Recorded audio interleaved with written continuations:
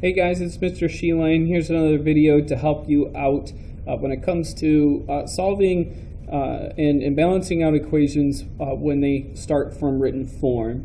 Okay, so the two that we're going to be working with are going to be number 4 and number 5 on this worksheet that I found online. It's pretty much the same one as the last video. It's basically, this is the front side of the worksheet. You can find this in the key, like on Google, if you just look up if you look up balancing equations, word problems with answers. If you look it up, you'll find this worksheet. It's like one of the first options. But anyway, so we're going to work with number 4 and we're going to work with number 5. The only problem is that for whatever reason, the answer key is not listed for all this. But it's fine. We'll figure this out. We're going to solve number 4 and number 5.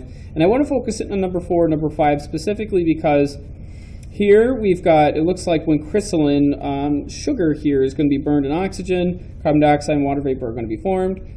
This is going to be a combustion reaction that we're working with here. And not only that, it's kind of worded differently. And I really want to show you how you can, what words to look out for to help you form the equation as we go along. And then kind of the same thing here. So for number 5, there's just a different bit of wording. And so we've got to be prepared for all of that.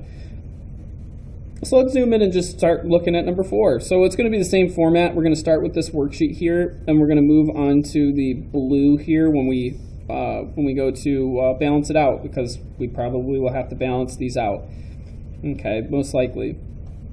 So let's look at number 4. So when crystalline C6H12O6 glucose is burned in oxygen, carbon dioxide and water vapor are formed. Okay. So I'm going to look at this. So when crystalline sugar is burned in oxygen, so meaning that these two, so burned in oxygen. Okay, so this tells me that this is like my plus sign here.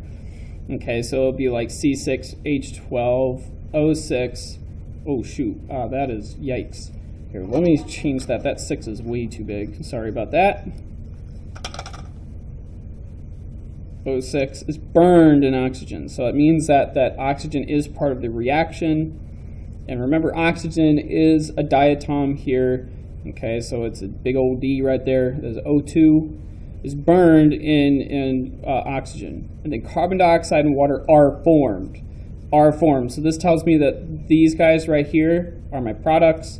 And this obviously must be I'm going to put like an R right here. These two are my reactants. So R formed, so boom, my yield sign, carbon dioxide, CO2, we all know that. And then water vapor. Oh boy, what's water vapor? Oh yeah, that's right. It doesn't matter what state water's in, it's still H2O. Okay, well it does matter, it's just for our purposes here, it's just H2O. We don't have to put an S or an L or a G next to that, which would basically say if it's either solid, liquid, or gaseous. But water vapor is water. It's H2O. So don't be freaked out when you see water vapor. It's just water. It's H2O. So okay. So here we've got this. We've got this all listed out. It's our combustion equation reaction. So let's now balance it. So looks like we've got here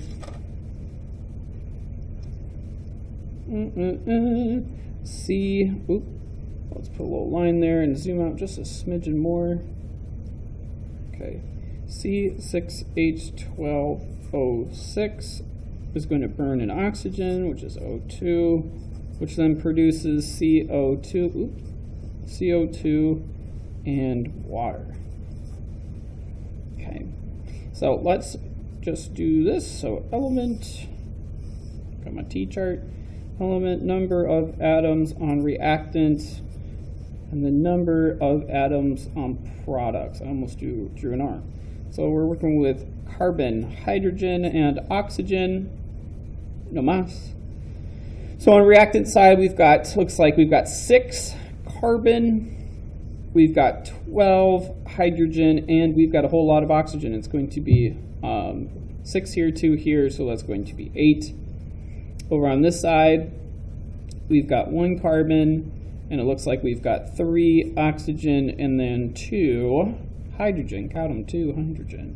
So who do we start with? Well, we're definitely not going to start with oxygen. Why? Well, there's oxygen here, there's oxygen here on the reactant side. On the product side, oxygen is here, oxygen is here. No, we're not going to work with that guy. He's everywhere. So he's going to be the last that we're going to worry about. So that basically just narrows it down to hydrogen or carbon. Who do we mess with? And just because carbon's up here and also carbon is a little lower, so 12 to 2, yikes, 6 to 1, a little easier. Okay, especially when we've got CO2 over here and that ain't nothing but a thing. Okay, so let's just focus in on carbon and see what happens. So we've got 6 over here, we've got 1 over here, and I need 6 over here. So I'm going to put a 6 up there, and I'm going to change that carbon to 6. But now it's changed my oxygen here. It's now going to be 12 oxygen over here plus 1. So instead of 3, so now I've got 13 oxygen on this side. Yikes. So we'll see. We're going to continue to see what happens. So the carbon's good. Carbon's all ready to go. Let's try hydrogen now. So we've got 12 over here, 2 over here. So how do we change it? Well, we put a 6. So 6 is now going to change that to a 12, which that's now good, but it's changed my oxygen, and so now I've got 12 oxygen over here, and I've got 6 over here. So instead of 13, I now have 18 oxygen altogether. And it looks like 6 to 6, 12 to 12, 8 to 18. All I got to do is figure out what to do over here, because I should not mess with this. This is fine the way it is. I need to mess with this guy. So how is it that I can go from 8 to 18? Well, I've got 6 over here. I've got 2 here. So I need to multiply this to have this be 6 plus something to equal 18. So what's 6 plus, what's 6 plus something to equal 18? Well, it's going to be 12.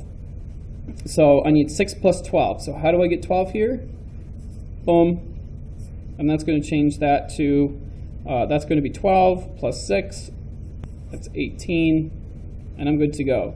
So 6 to 6, 12 to 12, 18 to 18. Now you probably already knew this from photosynthesis, but if you didn't notice that, good for you. You just figured out why it is that photosynthesis is C6H12O6 plus 6O2 yields 6CO2 plus 6H2O, and then plus there's also that 30. Depending, I don't know how many Miss Vick or Miss Devereaux talk about, either it's going to be the 36 or 38 ATP. So just remember that, just a little thing to remember, okay? Bio will follow you forever, okay? And then our full balance equation is going to be C6H12O6. Oh boy, I almost did it again. Plus 6O2 yields 6CO2 plus 6H2O. And that's our balance equation. Okay, so now let's look at number 5. Okay, let's take a look here at number 5.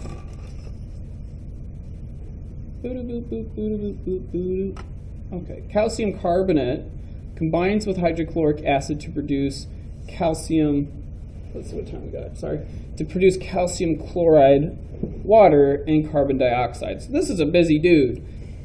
So let's just see here. So calcium carbonate combines with, so that's telling me that's going to be plus sign, combines with hydrochloric acid. So this tells me this is what we're beginning with. These two are going to be my reactants. So calcium carbonate, calcium and then carbonate is CO3. Now CO3, just to double check your list, CO3 is going to be 2 negative, so it's going to, and then this guy is 1 or 2 negative, so no, or 2 positive. So this is all good to go as is. So calcium carbonate combines with, so there's my plus, hydrochloric acid, HCl, which is good by itself, as you see here, and you should already know that, okay? To produce, that's going to be my yield sign. Calcium chloride, water, carbon dioxide gas. So it's going to produce calcium chloride. Just to double check that this